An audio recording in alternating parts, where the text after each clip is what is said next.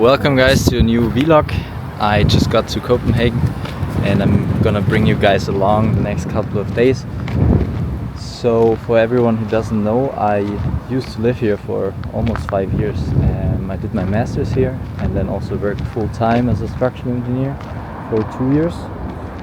And what I'm planning to do is here also to maybe visit 2 of the construction projects that I worked on and show you guys all the challenges, what I did, and yeah, bring you along my trip here in Copenhagen. I'm staying here from Thursday until Monday.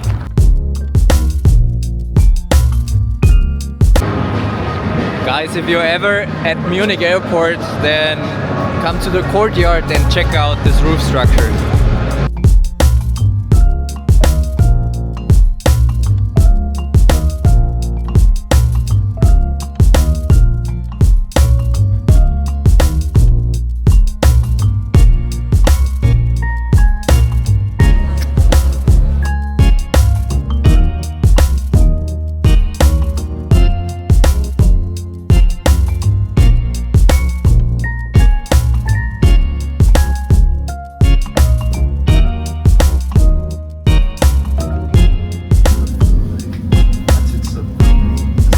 Follow her on TikTok.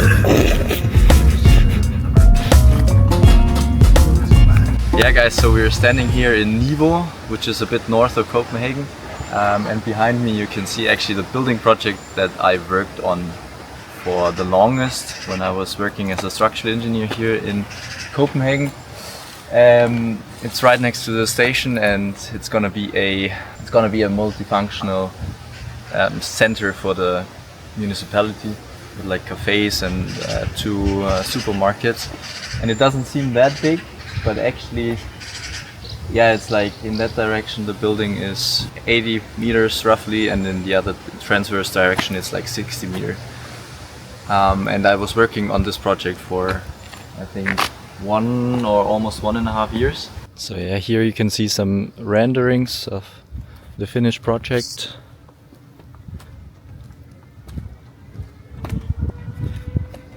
I quickly want to show you also something very interesting, one insight of the structural design. Here you can see this outdoor staircase. The loads that you get from filling up the staircase with soil, the horizontal loads on the walls, were so huge that it took us so long to actually verify the diaphragms of the reinforced concrete building. Because you can see here, like the soil is pushing in this direction, but also in this direction, and then you get horizontal loads pushing on the building. So it's a precast concrete building and it's quite large, so it has kind of a ground floor which is 60 by 80 meters, and then you see those smaller buildings on top of the ground floor. So in total it was actually 5 other buildings on top of the ground floor, also in precast concrete. And they will be apartments for people living there. And the tricky part of the whole project was that those buildings, that we didn't have enough shear walls, and also the shear walls in the ground floor didn't align with the shear walls of those apartment buildings. So we kind of really had to distribute all of the horizontal forces in this slab and the diaphragm above the ground floor. Which was really tricky, and it took me 3 to 4 weeks of full-time work to make this diaphragm work and distribute like the horizontal loads 1,000 times.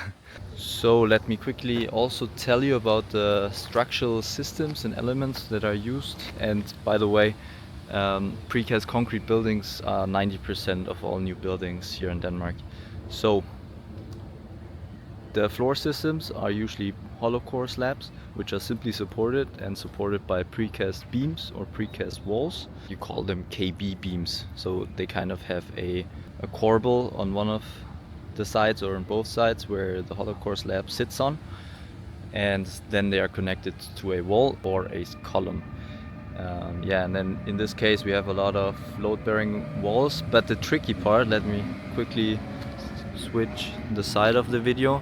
You can see that we have so many openings here especially on this side here on the building. And you also need to take up the horizontal loads from this direction, so wind loads. Somehow you need to get those horizontal loads down to the foundation. And yeah, with that many openings, this was also a lot of work, and we had to calculate those walls here as frames. Yeah, and another thing here, the soil wasn't that great, so we founded the whole building on a lot of piles, and they're also precast concrete piles, and they are driven into the soil, and they were quite huge. I think they were like 15 meters in length.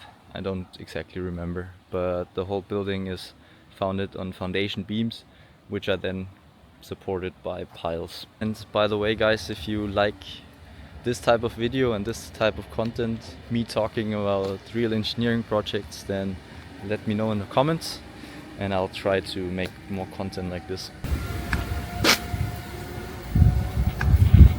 Yeah, guys, so here you can see kind of the whole scope of the project. Okay, it's a bit a mess here, but the building that I mainly calculated was this one with the 5 houses on top, and then you see another 2 buildings here and another 2 buildings up here. So the scale of the project was quite big, and we're talking about 80 meters in this direction and 60 in this. So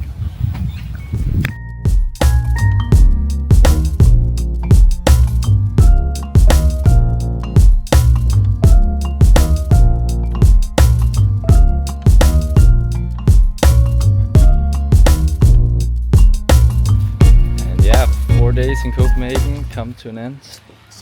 We're heading to the airport in 2 hours. It's Tuesday evening now. I got back from Copenhagen last night late at 1 a.m. and I already went to work today. This is the end of the next vlog. I hope you liked this one. It's probably a bit shorter than the other ones, and it was a mix of kind of travel and construction site and real engineering project. Yeah, let me know in the comments below how you like this, and I see you in the next one. Bye bye.